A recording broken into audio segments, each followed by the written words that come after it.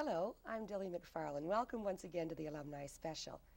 Today in the studio with me is Sister Therese Moore, who is a member of the Congregation of the Sisters of Charity here in Halifax, and who's involved in a number of special projects in the community.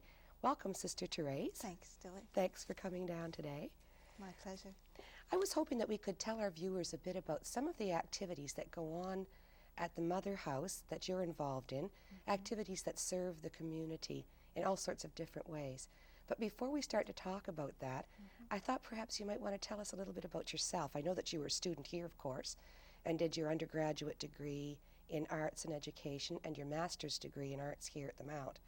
And then what did you do when you left the Mount as a student? I was a teacher in Halifax and then in Quebec City at an English Catholic high school there, and then came back to the Mount and taught here for the past 11 years. In the English faculty? In the English department. Introductory courses in literature and writing courses. Right. You've also been involved with the Alumni Board of Directors, Yes. certainly all the while that since I've been here, pretty well the last 5 years. And I know that you've helped us a lot with our work in the alumni sector. It's been fun. It has been, hasn't it? Yeah, we've had some good times with alumni work. Yeah. But I know that your work too, particularly your work in the Renewal Center, brings you in touch with all sorts of agencies that serve the needs of people who are looking for spiritual redirection and that sort of thing. Yes. Can you tell us how that work? What part do the sisters play in this to begin with? Well, there are 4 sisters on the staff of this section of the Mother House, which is a retreat center. It has 2 large conference rooms. It can accommodate about 40 people. It has a small chapel and the facilities that people would need for conference or weekend retreats or longer retreats. It's an ecumenical center. I think there's a need today for people who want a place sometimes of solitude. It's a peaceful, prayerful place, usually. It gets quite busy and harried on occasion, but we give programs ourselves, and we welcome in church-related groups who direct their own programs for their own people. I see. I can give you all kinds of examples. I'm sure. You know, this is the interesting thing, and I think a lot of our viewers might not really realize how active a place the Mother House is. It looks so serene and so peaceful and so set apart from the world, and it is a beehive. Every time I walk in the door up there, I'm amazed. There's always either something just wrapping up or something about to begin, and there's a lot of outside contact with the real issues of the day. I think that the public may sometimes forget about how the sisters serve the community through the retreat center, the renewal center, and that sort of thing, and many other ways too. Last weekend was a prime example of what you're talking about, and we're really happy that the space there can be used that way. We happen to have a group of 75 sisters on retreat, but in addition to that, there's a charismatic renewal group who were having their own retreat. The diaconate, the lay deacons, married men and their wives, were having their own weekend retreat. There was a diocesan workshop, RCIA, for adults who are coming into the church, how to best help them in the program. That's I'm sure in addition to the students' residence, about 150 girls. And then you have the sisters' residence and the infirmary for the sick and elderly. The place was absolutely packed. But that's good. That's the way it should be. Yes. Now, your area of work with the Renewal Center is in coordinating the groups that are coming, booking their spaces and so on. Yes. And you started to mention some of the particular programs. I know New Beginnings is one of the areas that you work with. Why don't you tell us very briefly what that program involves? New Beginnings is a weekend which the title is apt for separated, divorced, or widowed men and women who want to make a new beginning in life. It's suggested perhaps about a year after the loss of a spouse, when the initial grief or desperation has lessened somewhat, that people might be ready for a program like this.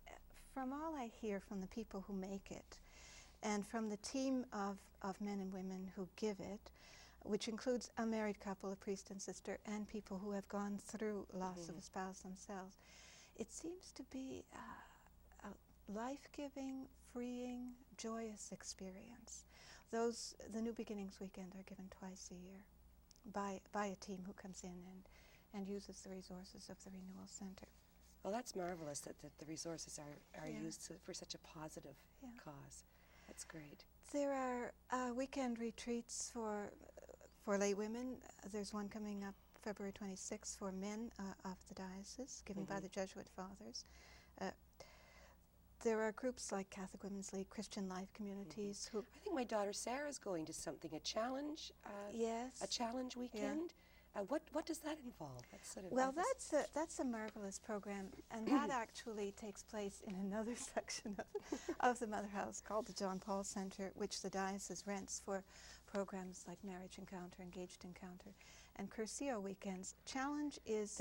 You're flying all of these things by me, and all I can think of is there enough time in the year to host all of these events? You must be ragged. People have to book a year in advance. I'm sure. We have to plan the programs we want to give a year in advance in order that we will have the space available that is for incredible. our own. Yeah. I'm sorry, I didn't mean to interrupt you, but I did have to remark on that. It's just incredible. We were talking about the challenge weekend. I think the challenge weekend is for high school people, 15, 16, 17 years old. And females, I think.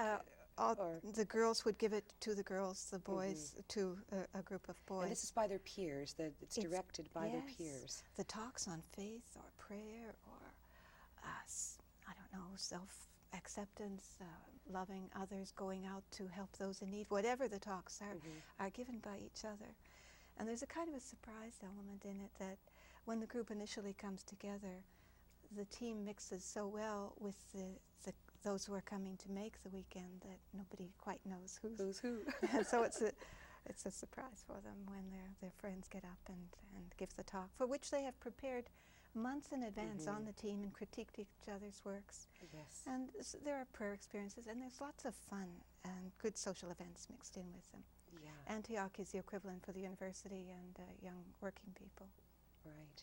And this all takes place under the roof of the Mother House. Right. It's a good thing. It's such a large building. Yes. You do have lovely resources up there, lovely facilities, and a cafeteria.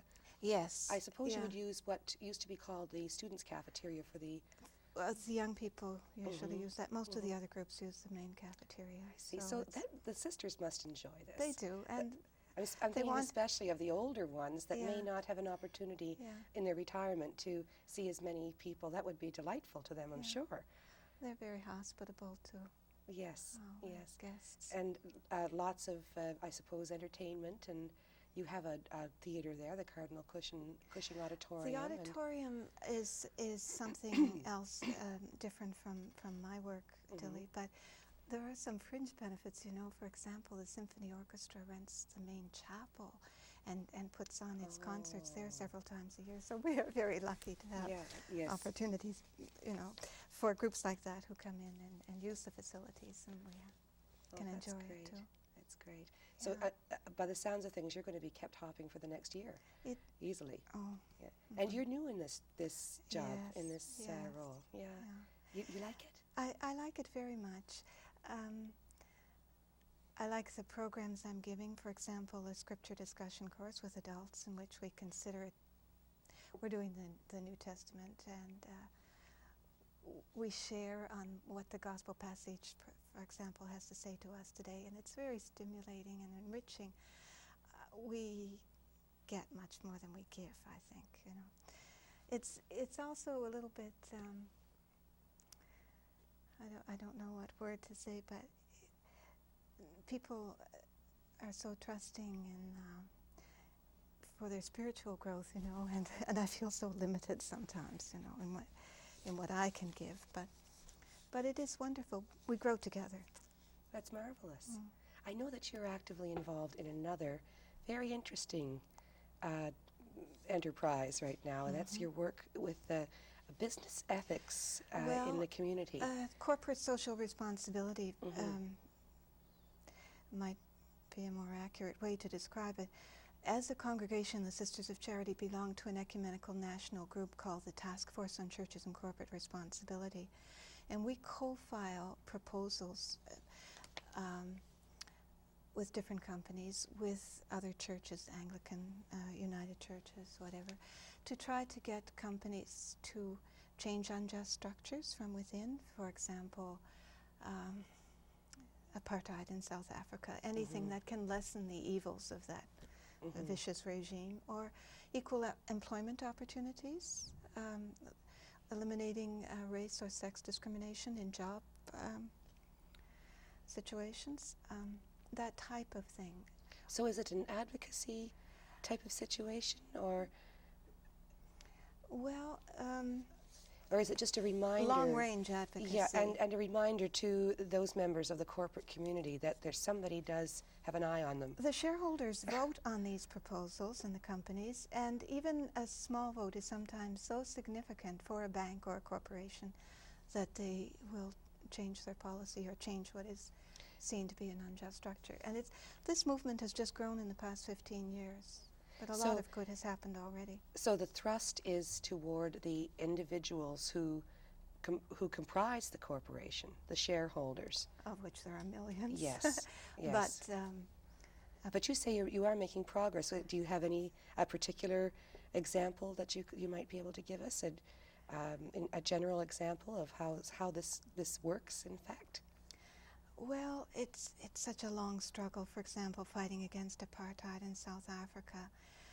But asking companies there to adhere to a code of principles for justice in the workplace, fair wages for the black employees, opportunities for advancement for them, but preferably even because the regime in Pretoria is so racist, it's ingrained in the constitution of their land, to withdraw financial support from the world community until they abandon apartheid policy. And you feel that there's progress on that front because of the efforts of this group? Yes, definitely. Must be encouraging for you then. It's a big struggle. Closer to home, last year you recall the Haida Indians and the Queen Charlotte Islands were fighting to get their land and sea claim before the British Columbia forest groups did logging there, and it came about that that area was designated as a national park through church groups actively speaking I think that's out for probably them. a part of the political process that a lot of us forget about, the very useful role that a pressure group can play, that your elected member of Parliament may not even be aware of the issues, and you may feel helpless. But I mean, this is another way that you needn't feel that way. Right. You can really make a difference. You can change things. Are the other members of this advocacy group or the corporate group that you had mentioned, are they Sisters of Charity as well? No, the Task Force on Churches and Corporate Responsibility is made up of the Anglican Church of Canada, United, Lutheran, Are lay Catholic. people and clergy? Yes. And I see. Yes. Yeah, well, you probably have... and several religious orders. And you probably have a lot of work ahead of you, I'm sure, with that. Therese, what do you do for fun? What do you do when you have some time off? I know you probably don't get much, but what do you like to do to get away from... All your work sounds so serious in a way. I know you are a serious person, but you're a fun-loving person too, I know. What do you like to do for fun? I love music. I love the theater. You know, this mightn't sound offhand like something for fun, but it is. We sponsored an Ethiopian refugee family, and there are 6 children. They're delightful. Met them at Christmas time. Delightful children. Yes. Just being with that family sometimes. Oh, that's marvelous. Yeah. That's marvelous. They range from 5 to 13. Therese, I must say goodbye to you now, but before I do, I want to thank you very much for taking the time today. I know you're pretty busy. Thank you, Dilly. I appreciate hearing about all of your work with the Mother House Community Renewal Center and with the task force. And to my viewers, If you are looking for further information on any of the matters that Sister and I discussed today, I hope that you'll feel free to call the Alumni office here at the Mount. And for now, goodbye, Therese, and goodbye from me, Dilly MacFarlane. I'll see you next time on the Alumni Special.